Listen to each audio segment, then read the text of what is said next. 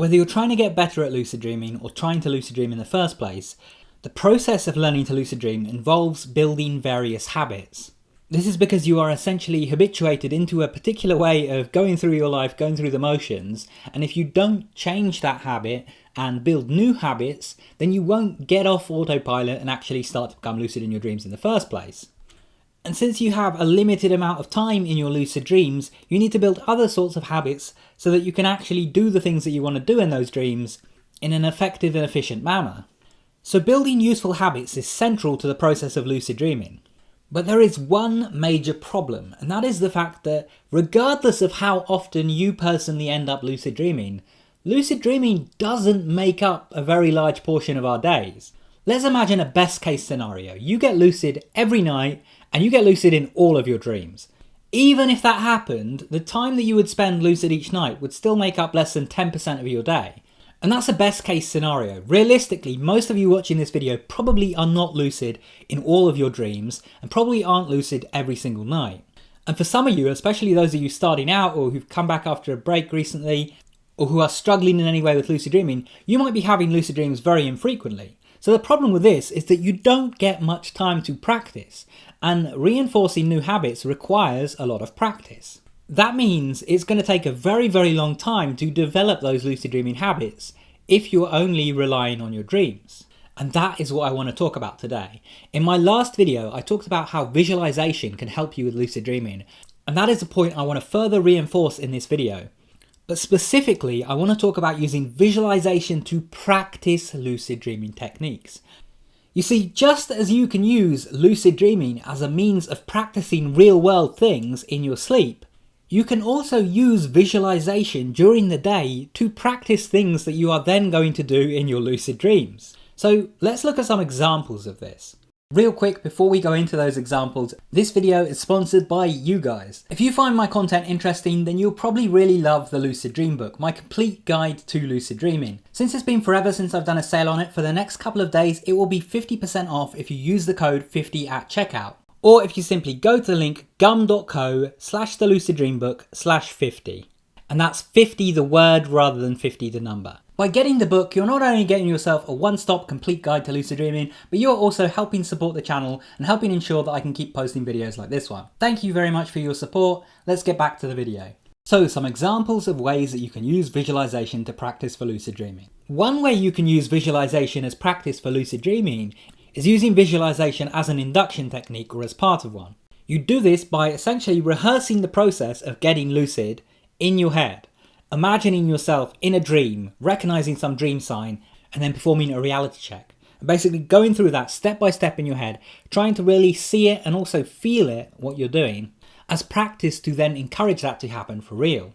Something that you're less likely to have thought of is that you can use visualization as a means of practicing reality checks. Now that might sound strange. Aren't we performing reality checks as practice for them already? Well, you should keep performing reality checks.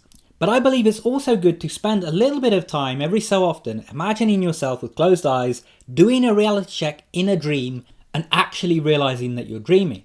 This helps further reinforce the idea that you're going to actually perform a reality check inside one of your dreams and not just when you're awake. Another way that you can use visualization to practice for your lucid dreams is actually with regards to planning out your next lucid dream. I've talked about this before, but I think it's a good idea to have a plan for what you're going to do in your next lucid dream, so that when you get lucid, you don't end up wasting that dream because you're unsure what to do or you rush into the first thing that you can imagine doing. Having a plan really helps, especially if you sometimes have unstable or short lucid dreams. And I suggest not just writing out that plan or having it in mind, but actually sitting down before bed, closing your eyes and visualizing yourself going through it step by step. Starting from the moment that you get lucid, whether that be because you're already lucid and aware and you enter from the waking state, or because you perform a reality check in a dream, or you become lucid in some other way in a dream. Then visualize exactly what you will do once you get lucid and visualize yourself performing each of those actions step by step. And don't just do this once either. Think of this as practice, so reinforce this. Each night before you go to bed, practice what you are going to do in your next lucid dream. Even if you only do it once or twice before bed, if you do it every single night, that's a lot of practice over time. That might be more practice than you're getting in your lucid dreams themselves. Another thing that you've likely already done before, even if you haven't consciously thought about it that way, is visualizing yourself doing things differently in a dream. So maybe you had a lucid dream recently and you didn't use a dream control technique that you wanted to use. You could visualize yourself having that same dream but remembering to perform that particular technique and it actually working. Or maybe you had a really short lucid dream recently and you could visualize yourself having that dream but performing a stabilization technique, keeping the dream stable and having a longer and more successful lucid dream. Or maybe you imagine yourself going back to a dream where you didn't get lucid, but noticing something that was off about the dream and performing a reality check and actually getting lucid this time around. This is something that can work really well with a well-kept dream journal.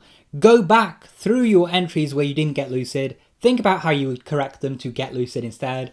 Go back over those entries where you didn't do exactly what you wanted to do in your lucid dreams, think about how you could correct that, and basically practice it through visualization. I mean, we do this for things in waking life all the time. I'm sure all of you have had this where you get in the shower and you find yourself repeating a conversation that you had with someone and thinking about what you would say differently.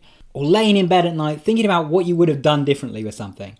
This is our brain trying to mentally rehearse to do things better, trying to get some mental practice in. And even though we usually associate it with the negative, normally when we think about ourselves doing that, it's when we're stuck in bed anxious about something that happened, 3 years ago or whatever, repeating it over and over.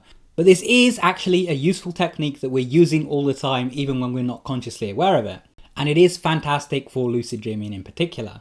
Another thing that you can of course practice through visualization is dream control techniques themselves, particularly ones that you haven't yet performed. Before trying to perform them for the first time in a lucid dream, imagine yourself performing them through visualization and imagine the technique actually working. That helps reinforce the belief in your subconscious that that technique is actually going to work, which makes it more likely to work when you then perform it in a dream for the first time. It's almost like setting up and writing the code in your brain for that thing to be present when you then encounter it in a dream. I think by this point in the video, you're probably getting the point. It is very, very useful to rehearse and practice things on a regular basis with regards to lucid dreaming in waking life through visualization. Obviously, like my last video, this doesn't really apply to people with aphantasia, but since that's thought to be between 1% and 4% of the population, chances are, if you're watching this, even if you can't visualize things very well, it's likely that you can visualize, and so you should be using this technique. Because that's the other thing. Even if your visualization is really, really awful, even if when you try to picture things in your head, you maybe get some very, very blurry sense of it. Just some vague impression with no color, no real shapes, it's just sort of vaguely there. Even if that's all you get, you are still getting that mental practice in. You are still imagining that thing.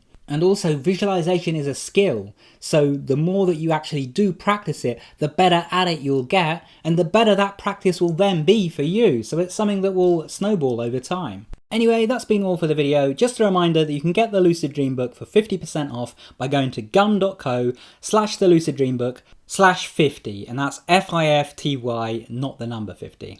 Anyway, thank you everyone for tuning in and watching. If you enjoyed the video, make sure you subscribe and enable all notifications so you can stay up to date when my new videos come out. And if you want to keep watching, check out one of those videos on screen, go watch that, and I'll see you there soon. Take care and have some awesome lucid dreams.